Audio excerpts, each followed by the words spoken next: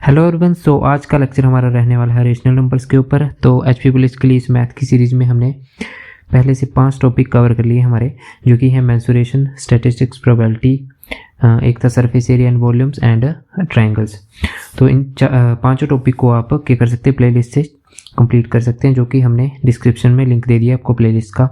साथ ही हमारा Telegram channel भी ज्वाइन करें, जो कि वहाँ पे आपको क्या मिल जाएगा, पीडीएफ मिल जाएगी, जहाँ से आप क्वेश्चन खुद सॉल्व कर सकते हैं उस पीडीएफ से। तो इन दोनों चीज़ों को करना ना भूलें। साथ ही चैनल को सब्सक्राइब ज़रूर करें, वीडियो को शेयर करें और लाइक करें। तो स्टार्ट करते हैं इसकी वीडियो। तो रेशनल नंबर में क्या होगा हमारा कि इन्होंने वहाँ पे लिखा है टॉपिक में कि रेशनल नंबर है, लेकिन एक्चुअल में क्या होगा कि नंबर सिस्टम के सभी टॉपिक्स इसमें आ जाएंगे। क्योंकि क्या होता है, नंबर सिस्टम में हम मेनली पढ़ते हैं रेशनल नंबर के बारे में, तो वही हमारा रेशनल नंबर के टॉपिक यानी नंबर सिस्टम वाले टॉपिक ही रेशनल नंबर में आ जाएंगे। तो हम एक तरह से नंबर सिस्टम ही पढ़ने वाले हैं। बस रेशनल नंबर जो बोल सकते हैं कि एक नाम है, वैसे हम पढ़ेंगे नंबर सिस्टम। तो स्टार्ट करते हैं। सबसे पहले देखिए ये आया हमारा नंबर सिस्टम, ठीक है। उसमें आते हैं दो, एक आते हैं इमेजिनरी नंबर्स, एक आते हैं रियल नंबर्स। इमेजिनरी नंबर्स होते हैं जो भी हमारे, जिनको मतलब रियल में नहीं होते हैं, वो हम केवल इमेजिन कर सकते हैं जिनको। और इनकी जैसे देखें तो इनको जैसे मैं बोलता हूँ -4 रूट के अंदर, तो ये हमारा इमेजिनरी नंबर, ऐसा कोई भी नंबर नहीं होता है। इसको हम लिखते हैं जैसे, इसको लिख सकते हैं हम 2 अयोटा। अयोटा हमारा किस लिए होता है, इमेजिनरी के लिए यूज़ होता है, यानी काल्पनिक संख्याएं होती हैं। तो इनका हमारे से कोई लेना देना नहीं है, ये हमारे सिलेबस में नहीं है, तो इनको हम नहीं पढ़ेंगे। ना ही इसमें आते हैं हमारे कॉम्प्लेक्स नंबर, इनको भी नहीं पढ़ेंगे। अब मेन जो है हमारे वो हैं ये रियल नंबर्स, ठीक है।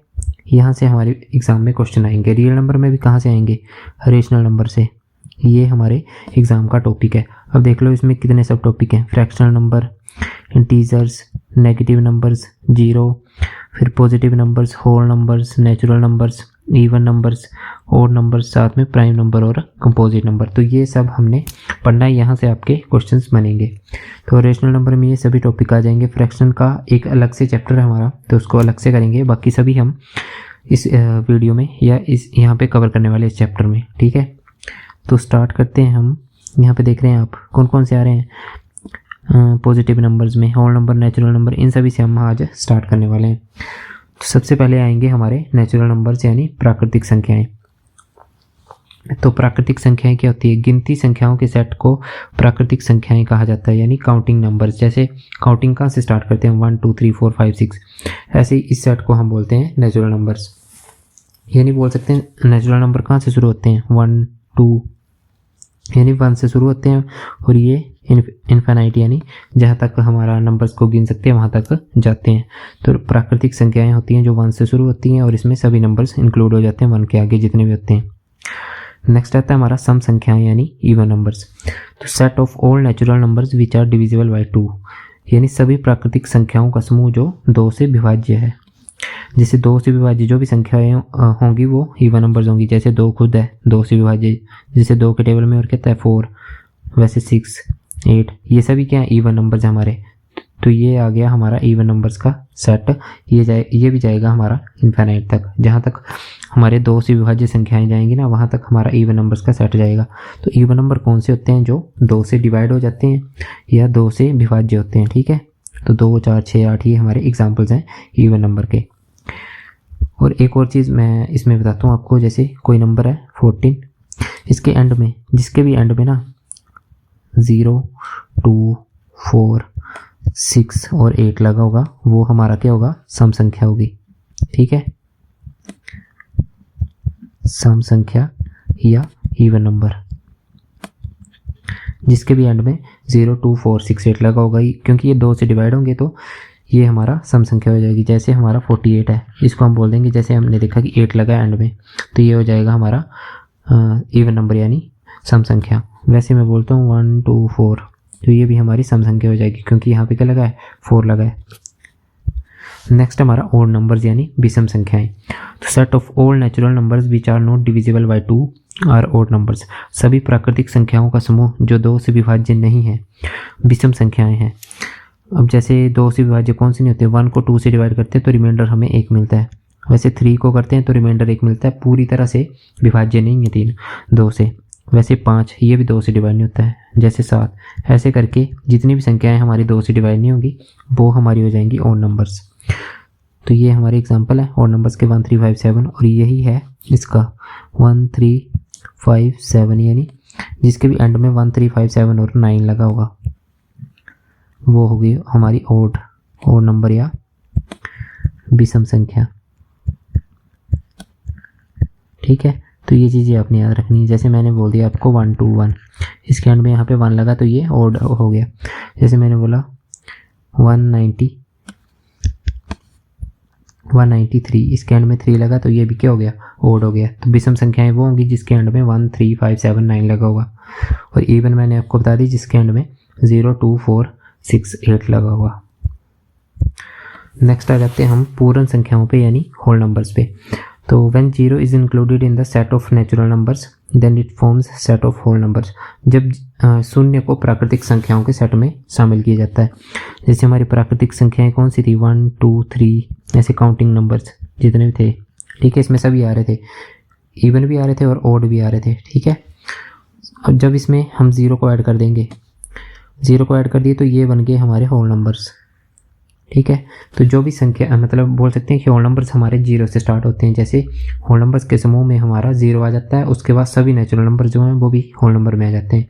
लेकिन होल नंबर में 0 आएगा, नेचुरल नंबर में 0 नहीं आता, लेकिन होल नंबर में 0 आएगा, और उसके आगे जितने भी नेचुरल नंबर होंगे वो आ जाएंगे। तो होल नंबर्स होते हैं जो 0 से स्टार्ट होंगे हमारे। ठीक है, ये बोल सकते हैं 0 हमारा एक होल नंबर है, और 1 जो हमारा होल नंबर भी है, नेचुरल नंबर भी है, और यहाँ पे लिख देता हूँ मैं, जैसे 0 आ गया हमारा होल नंबर। ठीक है, और 1 आएगा हमारा क्या, इवन भी आएगा, सॉरी होल भी आएगा, और साथ में क्या बोलते हैं इसको, नेचुरल भी आएगा। ठीक है, इसके बाद जितनी भी संख्याएं होंगी 1 के बाद 2, ये सभी सेम होंगी ऐसे होल और नेचुरल। लेकिन 0 सिर्फ होल नंबर है, नेचुरल नंबर नहीं है, क्योंकि नेचुरल नंबर होते हैं हमारे सेट ऑफ काउंटिंग नंबर, यानी 1 2 3 1 से स्टार्ट होते हैं। ठीक है, नेक्स्ट आ गया हमारा इंटीजर्स यानी पूर्णांक। जब पूर्ण संख्याओं के सेट में ऋणात्मक चिन्ह वाली प्राकृतिक संख्याएं शामिल की जाती हैं तो यह पूर्णांकों का सेट बन जाता है। यानी बोल रहे हैं कि जब भी होल नंबर्स में हम ऋणात्मक यानी नेगेटिव साइन वाली, माइनस साइन वाली संख्याओं का सेट ऐड कर देंगे, जैसे हमारे होल नंबर्स कौन से थे 0 1 2 3 4, यहाँ से लेके मान लो इन्फिनिटी तक कहीं भी। अब इसमें जब हम नेगेटिव संख्याएं जैसे -1 -2 -3 यानी नेगेटिव वाले हम होल नंबर्स ऐड कर देंगे, इसमें इंटीजर्स ऐड कर देंगे, सॉरी हाँ होल नंबर्स ऐड कर देंगे तो उसको बोलेंगे हम इंटीजर्स। ठीक है, तो इंटीजर्स को बोल सकते हैं हम -इन्फिनिटी से लेके कहाँ तक, +इन्फिनिटी तक, और बीच में क्या आ जाएगा हमारा 0। ठीक है, -इन्फिनिटी से लेके +इन्फिनिटी तक, यानी माइनस वाले सभी नंबर, नेगेटिव वाले सभी नंबर, ऋणात्मक संख्याएं, साथ में हमारे पॉजिटिव वाले सभी होल नंबर्स, उनको बोलते हैं हम इंटीजर्स। नेक्स्ट आ गया हमारे प्राइम नंबर्स, अभाज्य संख्याएं। The natural numbers which have no factors other than 1 and itself, यानी इसके 2 फैक्टर होंगे। प्राइम नंबर्स होते हैं हमारे जिसके 2 फैक्टर होते हैं, जैसे हमारा 2 है। फैक्टर्स का मतलब क्या है पहले मैं आपको बताता हूँ। फैक्टर्स होते हैं हमारे, फैक्टर्स या इसको बोलते हैं गुणनखंड बोलते हैं, आई थिंक यहाँ पे लिखा होगा गुणनखंड बोलते हैं, जो किसी संख्या को काटते हैं। ठीक है, फैक्टर्स होते हैं जो किसी संख्या को काट रहे हैं हमारे, या डिवाइड कर रहे हैं, ये भी बोल सकते हैं। जैसे मैंने बोला 4, और 4 को कौन कौन सी संख्याएं काट सकती हैं, एक काट सकता है 1 हर किसी संख्या का फैक्टर होता है, ये याद रखना है। वैसे 2 काट सकता है इसको, और वैसे ही 4, ये बोल सकते हैं 4 किस किस के टेबल में आता है, 1 के टेबल में आता है, 2 के टेबल में आता है, और 4 के टेबल में आता है। तो ये इसके फैक्टर्स हो गए। ठीक है, वैसे यहाँ पे क्या बोल रहे हैं इन्होंने कि जिसके भी एक फैक्टर होगा और एक वो खुद होगा, यानी 1 होगा फैक्टर और एक वो खुद होगा। जैसे 2 है हमारा, इसको कौन काटता है, एक तो 1 और एक आता है इसका खुद 2, इसके दो ही फैक्टर है, एक 1 और 2। वैसे हमारा 3, इसके भी दो फैक्टर है, एक 1 और एक 3, और कोई किसी के टेबल में नहीं आता है, और कोई मतलब इसको डिवाइड नहीं कर सकता पूरी तरह से। तो 1 और 3 जिसके भी दो फैक्टर्स होंगे ना वो हमारा प्राइम नंबर होगा। जैसे 2, 3, 5, 7, 11 इनके केवल दो ही फैक्टर होंगे, यानी दो ही गुणनखंड होंगे इनके। एक तो एक होगा, एक हर किसी संख्या का फैक्टर होगा, साथ ही वो खुद होगा, जो भी संख्या है ना वो खुद होगी। जैसे 2 है तो वो 2 खुद होगी और साथ में 1 होगा, तो दो फैक्टर्स होंगे ऐसे। तो वो हमारे अभाज्य संख्याएं या प्राइम नंबर्स होंगे, जो किसी और संख्या से डिवाइड नहीं होते, केवल खुद से डिवाइड होते हैं और एक से डिवाइड होते हैं। उसको बोलते हैं हम अभाज्य संख्याएं या प्राइम नंबर्स। नेक्स्ट आ गया हमारा को प्राइम नंबर्स यानी सह अभाज्य संख्याएं। 2 numbers which have no common factor except 1 are called prime numbers, sorry को प्राइम नंबर्स, यहाँ पे लिखा है ना को प्राइम। सह अभाज्य संख्याएं जिनका एक को छोड़कर कोई भी उभयनिष्ठ गुणनखंड यानी उभयनिष्ठ मतलब कॉमन फैक्टर गुणनखंड नहीं होता है, सह अभाज्य संख्याएं कहलाती हैं। जैसे यहाँ पे एग्जांपल दिया 9 और 16, मैंने लिखा यहाँ पे 9, यहाँ पे लिखा मैंने 16। मैं यहाँ पे सभी संख्याएं लिखता हूँ जो 9 को काट सकती हैं। जैसे एक आ गया 1, एक आ गया 3, एक आ गया 9 खुद, ये सब इसको काट सकती हैं, ठीक है। वैसे मैं 16 को लिखता हूँ, एक आ गया 1, एक आ गया 2, एक आ गया 4, एक आ गया 8 और एक आ गया 16। अब इनमें आपने कॉमन देखना कि कौन सी चीज़ इन दोनों में आ रही है, ठीक है। कॉमन का मतलब है इन दोनों में कौन सी चीज़ आ रही है। जैसे 1 एक फैक्टर ये आ रहा है और एक फैक्टर यहाँ पे 1 आ रहा है, बाकी 3 यहाँ पे भी नहीं है, देखो यहाँ पे है लेकिन यहाँ पे नहीं है, 9 भी नहीं है दूसरी साइड, वैसे 2 यहाँ पे नहीं है, इस वाली साइड पे 2 नहीं है, 4 भी नहीं है यहाँ पे और 8 भी नहीं है, साथ में 16 भी नहीं है। केवल क्या फैक्टर आ रहा है, कॉमन 1 आ रहा है। तो जिन दो संख्याओं के बीच में ना कॉमन फैक्टर 1 आएगा, ठीक है, मतलब एक ही होगा जो उनका HCF भी बोल सकते हैं हम, तो उनका HCF 1 होगा हाईएस्ट कॉमन फैक्टर, वो हमारी होगी को प्राइम नंबर्स या सह अभाज्य संख्याएं। जैसे 80 और 81 है, 80 और 81 है, तो इसमें हमारे फैक्टर्स के क्या आ जाएंगे, काफ़ी फैक्टर्स आ जाएंगे। जैसे इसको लिख सकता हूँ मैं 20 × 4 लिख सकता हूँ, 20 को क्या लिख सकता हूँ मैं 4 × 5 लिख सकता हूँ। वैसे इसको लिख सकता हूँ मैं 9 × 9। यहाँ पे मैंने देखना कि 9 आ रहा है कहीं पे या नहीं आ रहा है, क्योंकि इसके अलावा इसको और किसी इसमें नहीं तोड़ सकते हैं। सबसे छोटा ये बोल सकते हैं 3 से, ठीक है। तो यहाँ पे 4 × 5 20, यहाँ पे 4 फिर से, यानी इसके मेन यहाँ पे 2 वाले आ रहे हैं। अब ये देखो 4 किससे कटता है, 2 से, 5 तो खुद 5 से कटता है, लेकिन यहाँ पे ना 5 आ रहा है ना 4 आ रहा है, और ना ही यहाँ वाला 3 यहाँ पे आ रहा है कहीं भी। अब इनमें कॉमन फैक्टर क्या है, कुछ भी नहीं है। कॉमन फैक्टर सिर्फ क्या होगा, एक 80 को भी काटता है और एक 81 को भी काटता है, यानी डिवाइड करता है, तो एक हमारा कॉमन फैक्टर होगा, और उसकी वजह से 80 और 81 क्या हो जाएंगी, सह अभाज्य यानी को प्राइम, इनको बोलते हैं हम को प्राइम। जिन दो संख्याओं के, अब इसका हमेशा सेट होता है, एक संख्या जो होती है हमारी प्राइम होती है, ठीक है। जैसे यहाँ पे था 2, 3, 5, 7, 11, ये हमारी थी प्राइम नंबर्स। उसके बाद यहाँ पे को प्राइम का हमेशा 2 पेयर मतलब 2 का सेट होगा एक, जैसे 2 संख्याएं होंगी एक सेट में, ठीक है, को प्राइम की। जैसे 9 और 16 है, 80 और 81 है, तो एक से कम हमारी वो प्राइम हो जाएगी, और 2 होंगी तो को प्राइम, जिसमें कॉमन फैक्टर 1 आएगा। उसके बाद है हमारे कंपोजिट नंबर्स यानी समग्र संख्याएं। The whole numbers which are divisible by numbers other than itself and 1 are called composite number. कि जो भी संख्याएं हमारी एक तो 1 से डिवाइड होंगी वो, ठीक है, एक 2 खुद वो उस नंबर से डिवाइड होंगी जो वो नंबर होगा, उसके अलावा किसी भी संख्या से अगर वो डिवाइड होती है तो वो हमारी कंपोजिट नंबर यानी यहाँ पे लिखा है समग्र संख्या है, ठीक है, ये हो जाएगी। तो यहाँ पे देखते हैं जैसे 4 लिखा है, तो 4 हमारी 1 से कटती है और एक 4 से कटती है, लेकिन उसके अलावा 2 से कटती है, तो ये कंपोजिट हो गया, ठीक है। उसके बाद जैसे मैंने बोला 8 हमारी 1 से कटती है, 2 से कटती है, 4 से कटती है और 8 से कटती है, तो ये भी हमारा कंपोजिट हो गया। वैसे अगर मैं बोलता हूँ 9, 9 हमारा किससे कटता है, एक आ गया 9 का 3, एक आ गया 1 और एक आ गया 9, यानी जिस भी संख्या के 2 से ज़्यादा फैक्टर हो जाएंगे ना, वो हमारा क्या हो जाएगा, कंपोजिट नंबर हो जाएगा। ठीक है,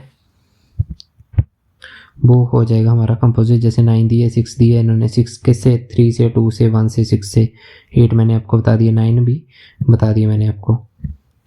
नेक्स्ट आ गया हमारा परिमेय संख्याएं, rational numbers. The numbers which can be expressed in the form of p upon q where p and q are integers and q not equal to 0। वे संख्याएं जिन्हें p बटे क्यू के रूप में व्यक्त किया जा सकता है, जहां p और q पूर्णांक हैं और q नॉट इक्वल टू 0 है। इसका मतलब क्या है, यानी रेशनल नंबर वो कोई भी संख्या जिसको हम p अपॉन क्यू में लिख सकते हैं। जैसे मैंने बोल दिया आपको कोई संख्या 4, अब आप बोलोगे कि इसको p अपॉन क्यू में लिखना है हमने, कैसे लिखेंगे, इसको लिख सकते हैं हम 4 अपॉन 1, ठीक है, ये लिख सकते हैं। तो ये आ जाएगा हमारा p, ये आ जाएगा q और q हमारा यानी 1 नॉट इक्वल टू 0 है, तो ये भी हमारा क्या हो गया, रेशनल नंबर। ठीक है, ये हमारा रेशनल नंबर या बोल सकते हैं परिमेय संख्या हो गई। वैसे ही 4 अपॉन 5 लिखा है यहाँ पे, तो ये आ गया p, ये आ गया q। यहाँ पे कोई ये नहीं कि p बड़ा होना चाहिए, q बड़ा होना चाहिए, बस p अपॉन q में लिखा जाना चाहिए और q नॉट इक्वल टू 0। तो यहाँ पे 5 क्या है, नॉट इक्वल टू 0, 5 यहाँ पे 0 के बराबर थोड़ी है, तो ये भी हमारी क्या हो गई, परिमेय संख्या या रेशनल नंबर या परिमेय संख्या।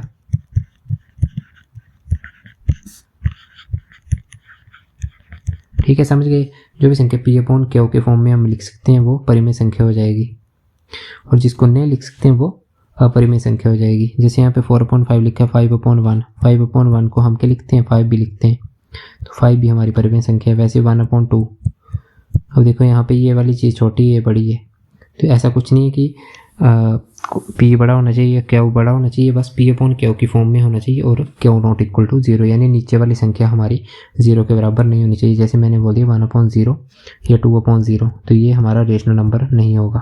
ठीक है, कभी भी आपसे पूछे कि जिसके भी डिनोमिनेटर यानी नीचे फ्रैक्शन वाले टर्म में नीचे 0 होगा, उसको हम रेशनल नंबर या परिमेय संख्या नहीं बोलेंगे। उसके बाद आते हैं हमारे अपरिमेय संख्या या irrational number. The numbers which are not rational number are called irrational number. जो भी संख्या परिमेय संख्या नहीं है उन्हें अपरिमेय संख्या कहा जाता है। तो जैसे √2 एग्जाम्पल दिया इन्होंने, तो जो भी संख्या परिमेय नहीं होगी उसको हम अपरिमेय बोलेंगे।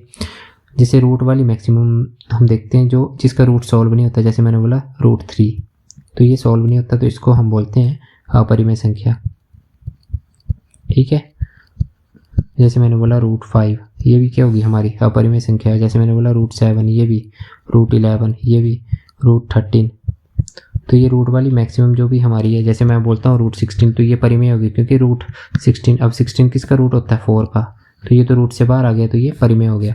लेकिन ये परिमेय नहीं होगी, ये क्या होगी, ये सभी होंगी अपरिमेय जो भी रूट में आएंगी हमारी। साथ में एक होती है हमारी, हाँ ये वाली हो जाएंगी हमारी अपरिमेय। एक होती है हमारी टर्मिनेटिंग डेसिमल, वो हम आपको डेसिमल वाले में बताएंगे, वो भी हमारी रेशनल नंबर होते हैं जो भी हमारे रिपीटिंग डेसिमल होते हैं, तो वो हम आपको डेसिमल वाले में बताएंगे। उसके बाद आते हैं वास्तविक संख्याएं यानी real numbers. Set of all rational numbers as well as irrational numbers is called real numbers. सभी परिमेय संख्याओं के साथ साथ अपरिमेय संख्याओं के सेट को वास्तविक संख्या कहा जाता है। ठीक है, सभी जिसमें सभी नंबर्स आ जाएंगे, होल नंबर्स हो गए, ठीक है, नेचुरल हो गए, इवन हो गए, ऑड हो गए। नेचुरल में इवन ऑड तो आ ही गए हमारे, ठीक है, होल नंबर आ गए, इंटीजर्स आ गए, फ्रैक्शंस आ गए। उसके बाद आ गए हमारे कौन से, रेशनल आ गए, इरेशनल आ गए।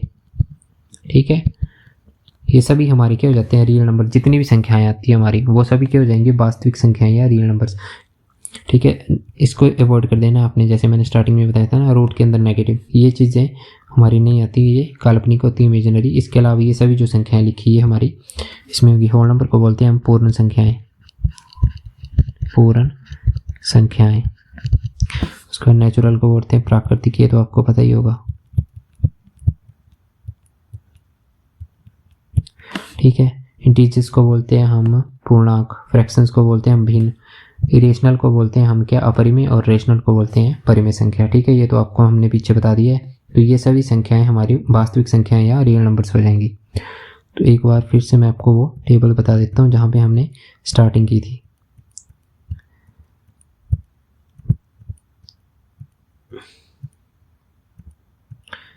ये है हमारा टेबल स्टार्टिंग वाला। ठीक है, यहाँ से हमने स्टार्टिंग किया था रियल नंबर्स की।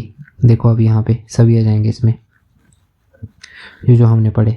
हमने क्या पढ़ा, रियल नंबर्स में हमने इरेशनल नंबर्स देख लिया कि क्या होते हैं। हमारे इसमें सिलेबस में नहीं है, लेकिन मैंने आपको बता दिया कि इरेशनल नंबर्स होते क्या हैं। जो भी रेशनल नंबर में नहीं आएंगे, जैसे रूट वाली संख्याएं, वो हमारे हो जाएंगी इरेशनल नंबर्स। अब उसके बाद रेशनल नंबर्स हमने देख लिया पी वाई का क्यू की फॉर्म में। फ्रैक्शनल वाले मैंने आपको बता दिया, इंटीजर्स आपको बता दिए। नेगेटिव नंबर्स क्या होते हैं हमारे, नेगेटिव नंबर्स होते हैं जैसे माइनस वाले, जो मैंने आपको बता दिए किसमें, इंटीजर्स में। ज़ीरो आपको पता लग गया। पॉजिटिव नंबर्स आपको पता लग गया, नेचुरल नंबर्स हमारे। होल नंबर्स आ गए, नेचुरल नंबर्स आ गए, इवन नंबर्स आ गए, ओड। ठीक है, ओड नंबर आ गए हमारे। उसके बाद क्या गया, प्राइम नंबर्स, कंपोजिट, ये सभी हमने पढ़ लिए। तो ये सभी किस में आ रहे हैं, हमारे रियल नंबर्स में। बस हमने यहाँ से इरेशनल जो हमारे इसमें नहीं है, सिलेबस में नहीं, बाकी सभी हमारे सिलेबस में है ये वाले। ठीक है, तो ये सभी आ गए हमारे रियल नंबर्स। इसके बाद हम चलते हैं अपने नेक्स्ट कंसेप्ट पे।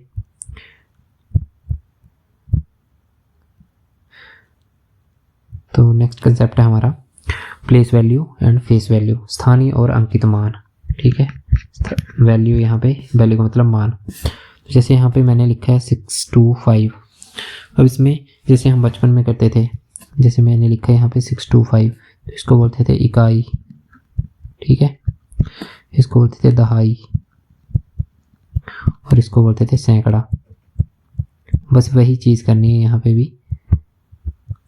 क्या करना है, जैसे 5 है, 5 यानी इकाई अंक पे है 5, तो 5 को 1 से गुणा कर देना है। 2 जो दहाई पे है, यानी 2 को 10 से गुणा कर देना है दहाई पे। 6 सैकड़े पे है, तो 6 को किससे कर देना है, 100 से गुणा कर देना है सैकड़े पे। सैकड़े का मतलब कितना, 100, दहाई का 10, इकाई का 1। तो वही हमारा हो जाएगा प्लेस वैल्यू। जैसे 625 में 6 का प्लेस वैल्यू यानी स्थानीय मान क्या होगा, स्थानीय मान होगा उसका 600। ठीक है, क्योंकि कौन से सैकड़े वाली पोजीशन पे है ये। अगर पूछेंगे 6 का फेस वैल्यू पूछेंगे, तो वो हो जाएगा खुद 6 फेस वैल्यू। अंकित मान वही संख्या आ जाती है जिसके बारे में पूछा होता है। और ये आ गई हमारी क्या, इसको बोलते हैं हम प्लेस वैल्यू, स्थानीय मान या स्थानीय मान। और ये आ गया हमारा अंकित मान। ठीक है, फिर से मैं एक और एग्जांपल देता हूँ आपको इसका। जैसे मैंने बोला 2491, मैं बोलता हूँ कि 2 का स्थानीय मान क्या होगा। तो 2 का स्थानीय मान क्या होगा, इकाई, दहाई, सैकड़ा और हज़ार। तो यानी 2 का स्थानीय मान हो जाएगा हमारा 2000 स्थानीय मान, या फिर बोल सकते हैं इसको क्या, प्लेस वैल्यू किसकी, 2 की। और इसकी फेस वैल्यू क्या हो जाएगी, खुद 2 ही हो जाएगा। फेस वैल्यू वही रहती है हमारी, फेस वैल्यू है, अंकित मान हमारा वही रहता है जिसके बारे में पूछा होता है। और जो हमारा स्थानीय मान होता है उसका होता है थोड़ा सा, वो आपको चेक करना पड़ता है। जैसे मैं बोलता 9 का स्थानीय मान क्या होता है यहाँ पे 90, क्योंकि कौन से दहाई पे है, तो 9 को 10 से करेंगे तो 90 आ गया इसका। तो जैसे मैं आपको क्वेश्चन बताता हूँ, एक 249, मैं बोलता हूँ कि 4 के प्लेस वैल्यू और फेस वैल्यू का डिफरेंस क्या होगा, डिफरेंस। ठीक है, तो क्या होगा इसका, 249 में 4 का स्थानीय मान क्या आ गया, 4 × 10 यानी 40, और इसका फेस वैल्यू क्या आ गया, 4 खुद वही आ गया, वही संख्या। तो यानी डिफरेंस पूछा, यानी 40 - 4, डिफरेंस क्या आ जाएगा हमारा 36। 6। तो ऐसे भी आपको क्वेश्चंस पूछ सकते हैं। तो आपको पता लग गया होगा मेरे हिसाब से प्लेस वैल्यू और फेस वैल्यू का, कि प्लेस वैल्यू क्या होती है, फेस वैल्यू यानी स्थानीय मान, और अंकित मान क्या होता है। तो अब करते हैं हम इसके ऊपर थोड़े से क्वेश्चंस। तो पहला क्वेश्चन हमारा, how many prime numbers are there between 1 to 100, यानी 1 से 100 तक हमारे कितने प्राइम नंबर्स होते हैं। तो 1 से 100 के बीच कितनी अभाज्य संख्याएं हैं, तो ये होती है हमारी 25। ठीक है, मैं यहाँ पे आपको बता भी देता हूँ कौन कौन सी होती हैं। तो 1 से 100 के बीच में अभाज्य संख्याएं ये होती है हमारी, पहली होती 2, 3, 5, 7, 11, 13, 15 नहीं आएगी, 17, 19, 23, फिर आएगी, उसके बाद आएगी 23 के बाद 29, फिर आएगी 31, 37, 41, 43, 47, 53, उसके बाद आएगी 59, 61,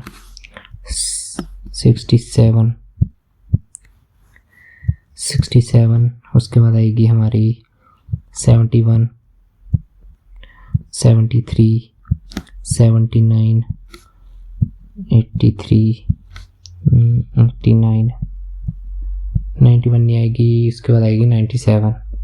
ठीक है, तो देखते कितनी हुई, 1, 2, 3, 4, 5, 6, 7, 8, 9, 10, 11, 12, 13, 14, 15, 16, 17, 18, 19, 20, 21, 22, 23, 24, 25। ठीक है, तो ये सभी हमारी 1 से 100 तक प्राइम नंबर्स होते हैं, यानी अभाज्य संख्याएं होती है। तो ये आपने नोट कर लेनी और आपको याद भी होनी चाहिए 1 से 100 तक।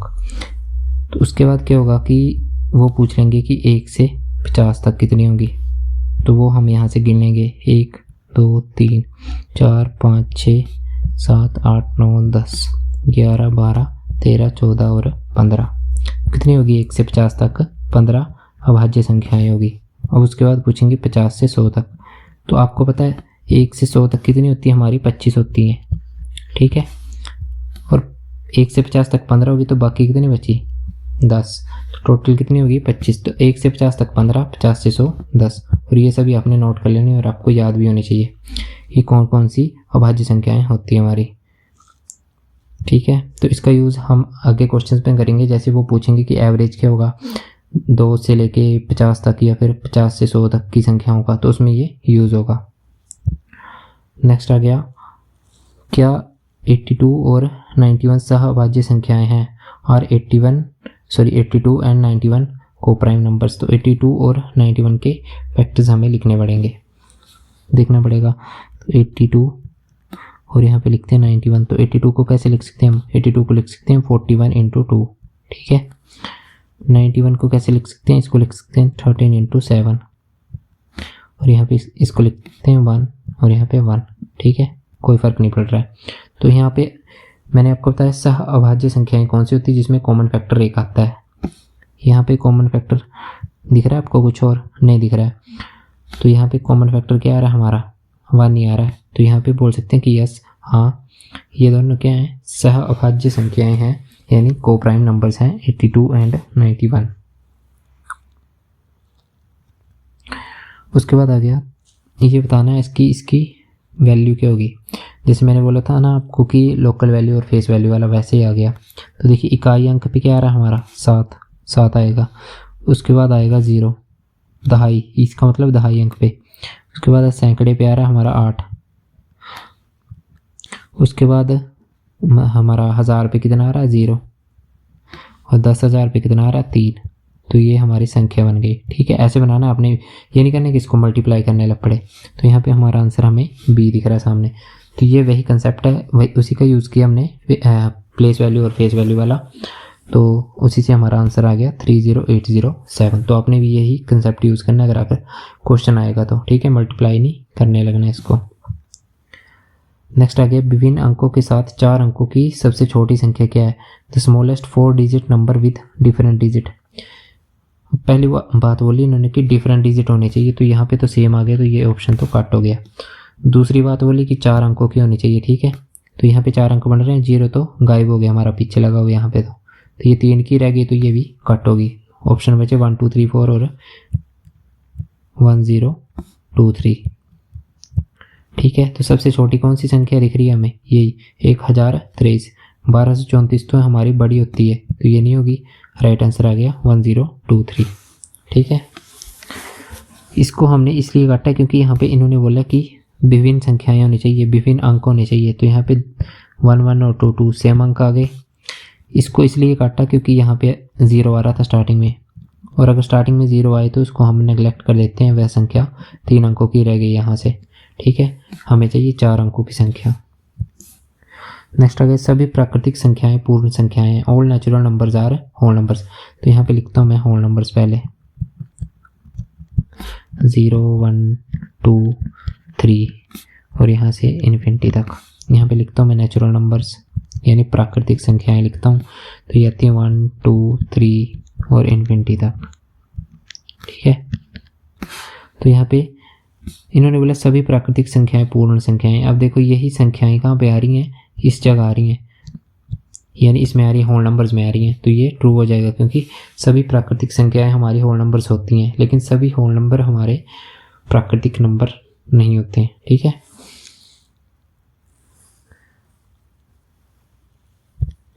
उसके बाद आया the product of non zero whole number and its successor is always divisible by. गैर शून्य पूर्ण संख्या। सबसे पहले हम कोई भी गैर पूर्ण शून्य संख्या ले लेते हैं, जैसे हमने ले ली 1। उसके बाद बोला उसके उत्तराधिकारी, उत्तराधिकारी का मतलब होता है उसकी अगली संख्या, उसकी अगली संख्या आ गई 2। एक और मान लेते हैं 3 और उसके अगली उसके अगली संख्या क्या हो जाएगी, उत्तराधिकारी यानी सक्सेसर का मतलब होगा उसकी अगली संख्या। वैसे मैं मान लेता हूँ एक संख्या 6, उसकी अगली संख्या होगी 7। तो कौन सी संख्या आ गई, यहाँ पे आ गई 6 और 7। अब बोला कि इनका गुणनफल करना है, तो 1 और 2 को करूँगा तो क्या आएगा, 1 और 2 को करूँगा तो 2 आएगा। वैसे ही 3 और 4 को करूँगा तो 12 आएगा, और 6 और 7 को करूँगा तो 42 आएगा। ठीक है, इनको करूँगा तो 42 आएगा हमारा। तो यहाँ पे ये किससे कट रहा है, ऑप्शन से देखते हैं कि ये हमेशा किससे कटेगा, तो 2 हमारा 2 से कटेगा। ठीक है, 3 से नहीं कटेगा, 4 से भी नहीं कटेगा, 5 से भी नहीं कटेगा, 42 भी हमारा 2 से कटेगा। ठीक है, 12 भी हमारा 2 से कटेगा। तो एक ही ऑप्शन हमारे पास कौन सा, मतलब 2 से हमेशा ये संख्याएं कटेंगी जब भी हमारा कोई होल नंबर और उससे अगला नंबर यानी उससे अगली संख्या को मल्टीप्लाई किया जाएगा। The product of place values of 2's in the 4 2 8 7 2 1, यानी इसमें हमें बताना कि स्थानीय मान जो है हमारा 2 का, तो यहाँ पे लिखते हैं 4 2 8 7। तो ये आ गया इकाई दहाई यानी एक आ गया 20, और ये आ गया सैकड़ा, हजार और 10,000 यानी एक आ गया 20,000। बोला इनका प्रोडक्ट करना है यानी मल्टीप्लाई करना है इनको, तो 2 और 2 आ गया हमारा 4, 1 2 3 4 5, 1 2 3 4 5। तो देखते हैं ये नहीं आएगा, यहाँ पे 4 है, ये भी नहीं आएगा, 1 2 3 4 5 ये आ जाएगा, यहाँ पे बड़ी ज़्यादा है।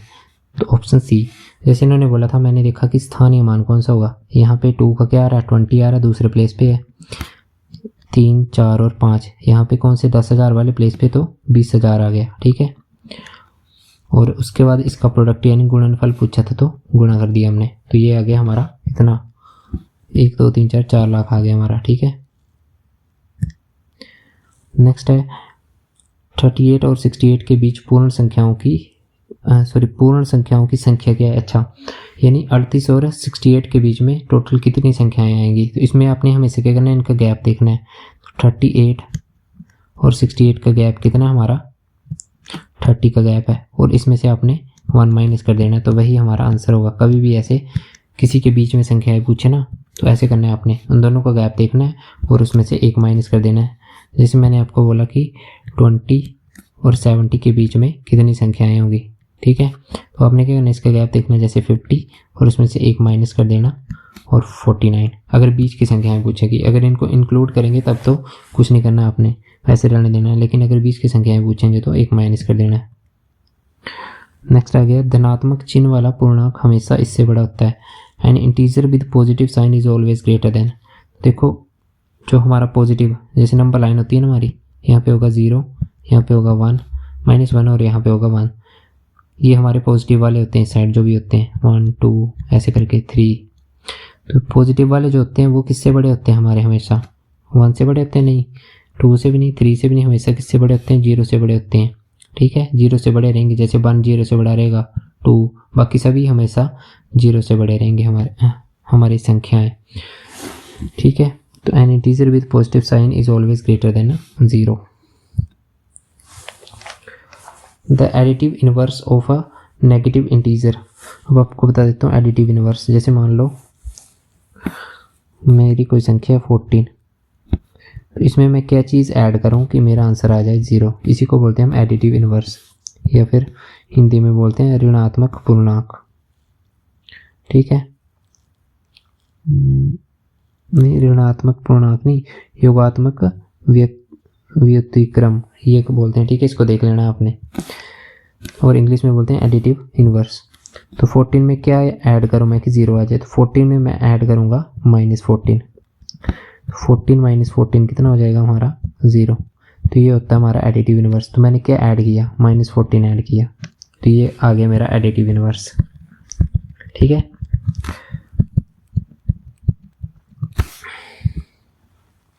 तो एक ऋणात्मक पूर्णांक का योगात्मक व्युत्क्रम क्या होगा, यानी एडिटिव इनवर्स क्या होगा, नेगेटिव इंटीजर का। तो नेगेटिव इंटीजर हमारा, नेगेटिव इंटीजर मान लो कोई भी, मैंने मान लिया -1। अब इसमें मैं क्या ऐड करूं कि मेरा आंसर 0 आ जाए, तो मैं ऐड करूंगा प्लस का 1। ठीक है, मैंने ऐड किया प्लस का 1, तो मेरा आंसर आ जाएगा 0। तो इसमें मैं हमेशा कौन सा, अगर नेगेटिव है मेरे पास तो मैं हमेशा कौन सा ऐड करूंगा, कौन सा इंटीजर ऐड करूंगा, तो पॉजिटिव वाला करूंगा। तो नेगेटिव तो होगा नहीं, इज ऑलवेज नेगेटिव, पॉजिटिव होगा हमेशा। 0 ऐड करूंगा तो 0 आएगा कैसे, और सेम तो ऐड ही नहीं कर सकता हूँ। अगर नेगेटिव का है और नेगेटिव का किया मैंने तो ये प्लस हो जाएंगे, यानी -2 बन जाएगा। तो हमेशा मैं धनात्मक करूँगा जब भी मेरे पास ऋणात्मक दिया, और अगर धनात्मक दिया होगा तो मैं ऋणात्मक उल्टा करूँगा। मतलब जैसे यहाँ पे नेगेटिव था तो पॉजिटिव वाला करूँगा, और पॉजिटिव होता तो नेगेटिव वाला करता। नेक्स्ट आ गया, when a negative integer is subtracted from another negative integer the sign of the result is। ठीक है, ये बता देता हूँ मैं आपको। जैसे हमारे कौन से साइन होते हैं, 2, एक प्लस और एक माइनस। ठीक है, जब भी मैं प्लस वाले साइन से गुणा करूँगा, ठीक है, तो मेरे को प्लस वाला ही मिलेगा आंसर जो मिलेगा।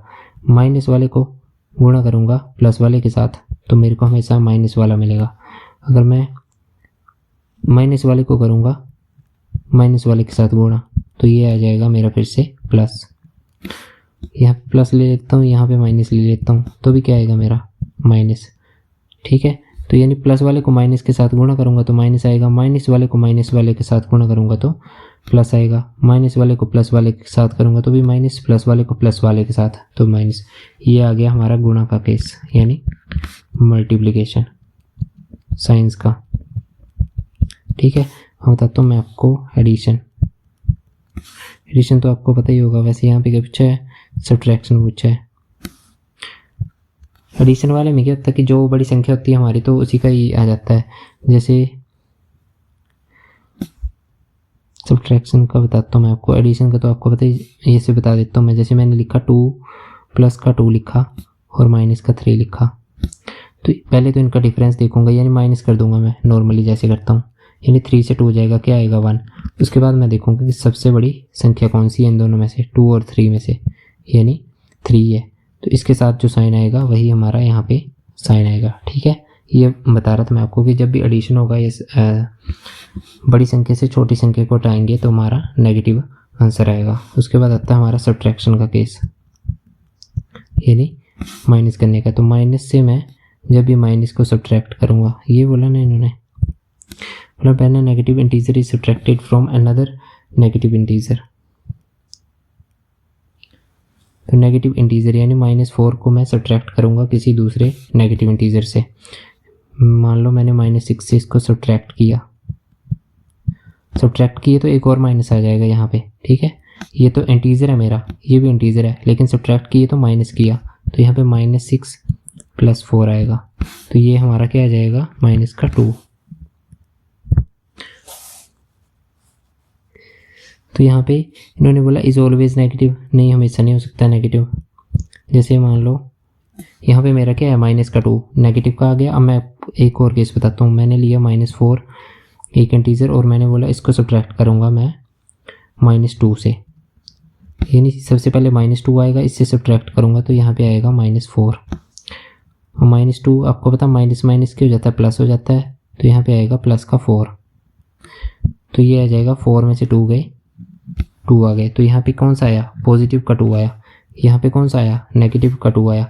यानी नेगेटिव इंटीजर को नेगेटिव से सब्ट्रैक्ट करने पे हमेशा पॉजिटिव या नेगेटिव, कोई फिक्स केस नहीं है, दोनों आ सकते हैं। तो न तो ऑलवेज पॉजिटिव ना तो ऑलवेज नेगेटिव, नेवर नेगेटिव भी नहीं होगा, नेगेटिव भी देख लीजिए कि आ सकता है। और ये वाला होगा कि depends on the numerical value of integer, पूर्णांकों के संख्यात्मक मान पर निर्भर करता है ये, कि जैसी हमारी संख्या होगी, जैसे यहाँ पे ये देखो ये नेगेटिव था ना, बड़ी संख्या थी तो ये इसके साथ नेगेटिव था तो नेगेटिव आ गया। जैसे यहाँ पे बड़ी संख्या के साथ पॉजिटिव था तो पॉजिटिव आ गया। वैसे किसके ऊपर डिपेंड कर रहा है, ये नंबर्स के ऊपर डिपेंड कर रहा है, इंटीजर्स के ऊपर डिपेंड कर रहा है कि क्या होगा। ठीक है, आगे आ गया कि एडिटिव इनवर्स ऑफ 14। तो मैंने आपको बताया था कि 14 का एडिटिव इनवर्स क्या होगा, इसमें क्या ऐड करूँ कि 0 आ जाए, तो -14 ऐड करूँगा तो 0 आ जाएगा। तो आंसर क्या होगा इसका, -14। नेक्स्ट आ गया एडिटिव इनवर्स ऑफ 0। तो 0 का एडिटिव इनवर्स क्या होगा, 0 ही होगा। 0 में क्या ऐड करूँ कि 0 आएगा, तो 0 ही ऐड करूँगा। नेक्स्ट आ गया निम्नलिखित में से कौन सी परिमेय संख्या ऋणात्मक है, ऋणात्मक यानी नेगेटिव, माइनस लगा होगा। तो यहाँ पे ये माइनस माइनस प्लस का हो जाएगा, ये गलत हो गया। ये माइनस और माइनस क्या होगा, कट जाएगा आपस में, ये भी गलत हो गया। यहाँ पे ये पॉजिटिव का है तो ये गलत हो गया, और ये इसमें एक ही नेगेटिव है तो ये ठीक हो जाएगा। ठीक है, यहाँ पे क्या होगा, माइनस और माइनस 3/7 है तो ये कैंसिल हो जाएगा, ये 3/7 बन जाएगा, ये गलत हो गया, ये नहीं हो सकता आंसर।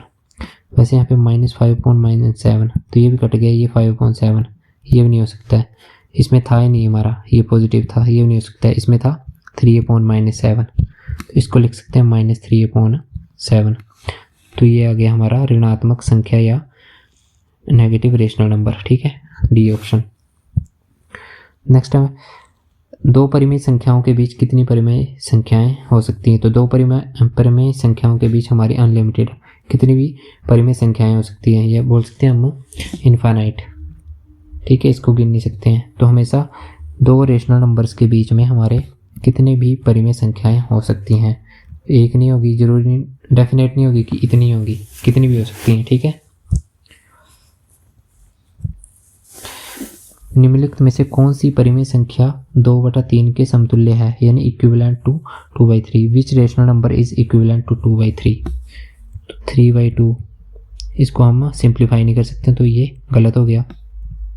4/9 इसमें भी कोई वैल्यू कट नहीं रही है तो ये भी गलत हो गया।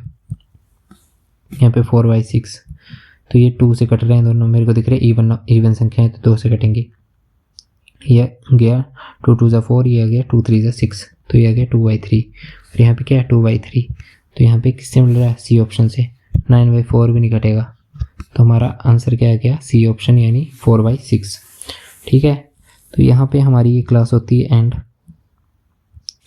तो आज की क्लास में इतना ही करेंगे हम बेसिक्स को, इसको आप अच्छे से पढ़ लें। नेक्स्ट जो हमारी वीडियो होगी, नेक्स्ट लेक्चर जो होगा उसमें हम आगे का कंसेप्ट देखेंगे, साथ ही क्वेश्चंस करेंगे इसके ऊपर। जो भी हमारे अच्छे अच्छे क्वेश्चंस होंगे, ये हमारे बेसिक क्वेश्चंस है, ये आपको आने चाहिए। उसके बाद हम अच्छे लेवल के क्वेश्चंस करेंगे नेक्स्ट वीडियो में। तो तब तक के लिए शुक्रिया।